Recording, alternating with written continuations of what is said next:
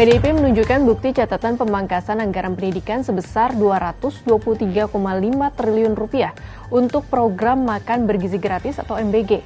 Pemangkasan ini disahkan dalam Undang-Undang Nomor 17 Tahun 2025 tentang APBN 2026 dan juga Peraturan Presiden Nomor 118 Tahun 2025 tentang rincian APBN 2026.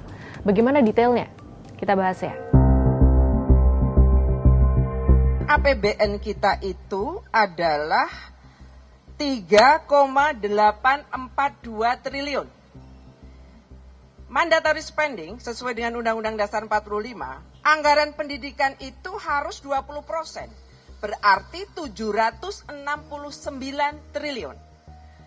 769 triliun itu memang harus diberikan untuk digunakan sebagai anggaran pendidikan.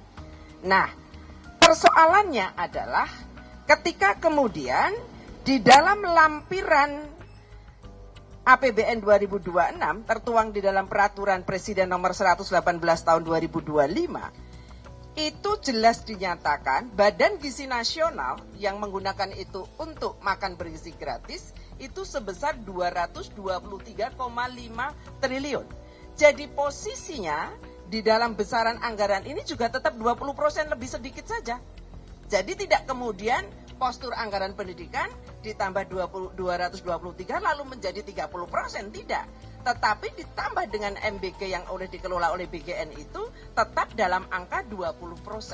Artinya tidak menambah postur anggaran, tetapi yang memang itu harusnya dijatah atau bukan dijatah, dialokasikan betul untuk anggaran pendidikan. Secara otomatis dari pernyataan itu kan jelas bahwa anggaran MBG dari APBN memang digunakan, dari anggaran pendidikan memang digunakan untuk MBG dari anggaran pendidikan.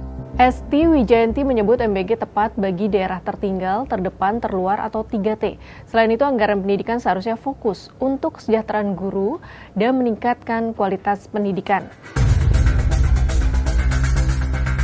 Alokasi anggaran pendidikan ini juga bisa kita alokasikan secara tepat. Apakah MBG tidak tepat? Saya harus kembali mengatakan bahwa MBG itu untuk wilayah-wilayah tertentu memang sangat membutuhkan. Seperti daerah 3T yang tadi ada yang disebutkan. Seperti daerah-daerah yang tingkat kemiskinannya tinggi. Itu sangat butuh karena kami juga hadir di tengah-tengah mereka dan mereka menanyakan, MBG kami kapan Bu? Kok kami belum ada MBG? Termasuk ketika kami berkunjung ke daerah bencana. Aceh Utara waktu itu belum ada. Di luar daripada itu adalah bahwa apakah anggarannya harus sebesar itu diambilkan dari anggaran pendidikan. Dikala kita masih sangat membutuhkan anggaran-anggaran untuk apa? Satu, untuk kesejahteraan guru. Yang kemudian juga masih banyak guru-guru yang berpenghasilan sungguh tidak manusiawi. Apalagi juga kemudian kemarin sudah diangkat P3K, tapi paruh waktu. Ya paruh waktu, akhirnya gajinya juga separuh nggak ada. Gitu. Kemudian yang kedua juga soal bagaimana kita berkomitmen untuk meningkatkan kualitas pendidikan kita. Kita selalu bicara pendidikan bermutu dan setara.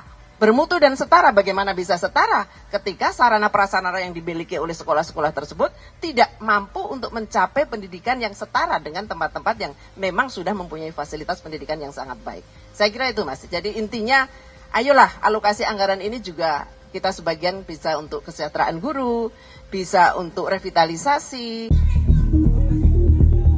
MBG yang memakan anggaran pendidikan ini juga digugat banyak pihak ke Mahkamah Konstitusi. Salah satu gugatan diajukan oleh Yayasan Taman Belajar Nusantara dan sejumlah mahasiswa serta guru honorer melalui uji materi pasal 22 ayat 3 Undang-Undang APBN tahun 2026. Pasal ini digugat karena memasukkan pembiayaan program MBG ke dalam anggaran pendidikan. Keputusan itu menyebabkan anggaran pendidikan berkurang, penyempitan ruang pembiayaan pendidikan, serta pengalihan fungsi anggaran pendidikan ke program non-pendidikan. Situasi tersebut membuat para pemohon, baik mahasiswa maupun pendidik, menerima dampaknya. Pemohon pun meminta Mahkamah Konstitusi melarang penggunaan anggaran pendidikan untuk MBG tidak hanya berlaku dalam Undang-Undang APBN 2026, tetapi juga berlaku prospektif ke depan. Sahabat Kompas, apakah pernyataan sikap PDIP ini akan berpengaruh besar terhadap realisasi anggaran MBG yang sudah menjadi program prioritas pemerintah dan ditetapkan dalam undang-undang? Atau ada langkah politik selanjutnya yang akan dilancarkan PDIP terkait MBG?